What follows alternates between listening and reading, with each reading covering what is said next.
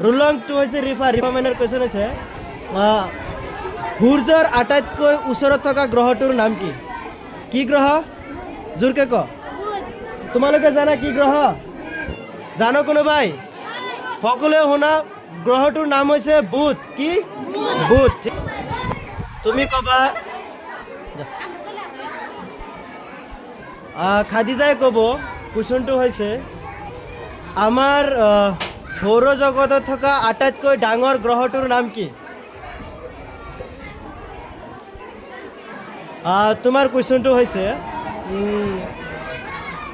ভাৰতৰ ৰাষ্ট্ৰীয় উদ্ভিদ গছজোপাৰ নাম কি? উদ্ভিদ বা গছজোপাৰ নাম কি? এক বট গছ হৈছে। সকলোৱে শুনিছ? আচ্ছা, ইয়াত কোনে কোনে জানিছিলে যেন বট গছ? ঠিক আছে, যোৱা। চুৰায়ে ক'ব তই চিধা হয় ষ্ট্ৰং হয় বেগি কৈছ। চুৰায়ে ক'ব কি কুৱেশ্যন ধৰিম যে সৌৰজগতৰ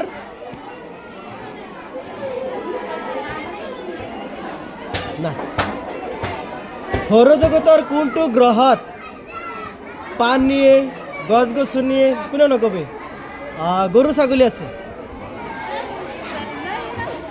1 2 3 কোনোবাই জানো?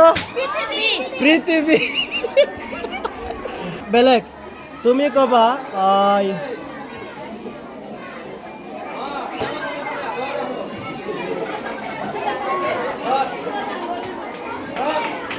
চন্দ্ৰৰ নিজা পোহৰ আছেনে নাই?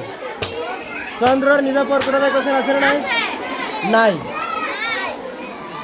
সূৰ্যয়ে পোহৰ দিলে চন্দ্ৰই জ্বলে। ঠিক আছে, তুমি কোৱাচোন আমাৰ অসমৰ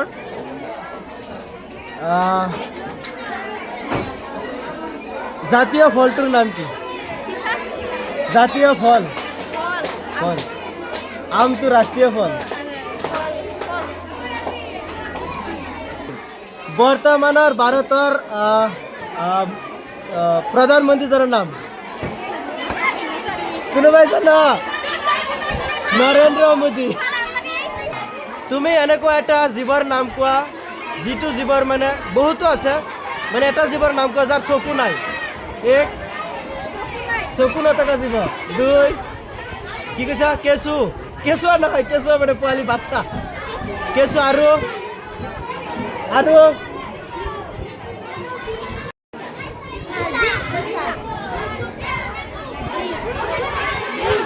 যুগ আৰু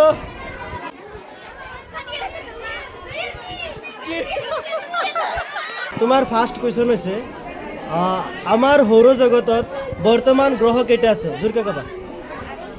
কেইটা? 8টা হৈছে।